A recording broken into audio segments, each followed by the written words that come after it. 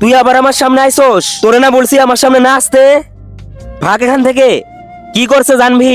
তুই তো জানোস আমার ছেলে লাগতো, আর তুই মেয়ে দিছস। উপরালা দিছে, আমি কি করব? আরে মাথা খারাপ করিস না, নিয়ে যা। চল জানবি। আরে আরে রক্ত। হ্যাঁ ডক্টর, দেখেন তো আমার স্বামীর কি হয়েছে। আমি চেক করে যা বুঝতে পারলাম, আপনার স্বামীর ক্যান্সার হয়েছে। এইটা তো মনে হয় ঠিক হয়ে যাবে।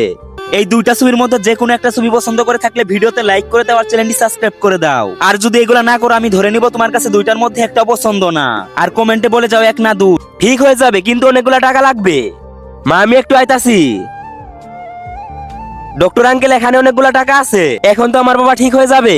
আরে মা জানভি, বুকে আয়। তোর সাথে আমি কতই না খারাপ ব্যবহার করেছি, আমাকে মাফ করে দে।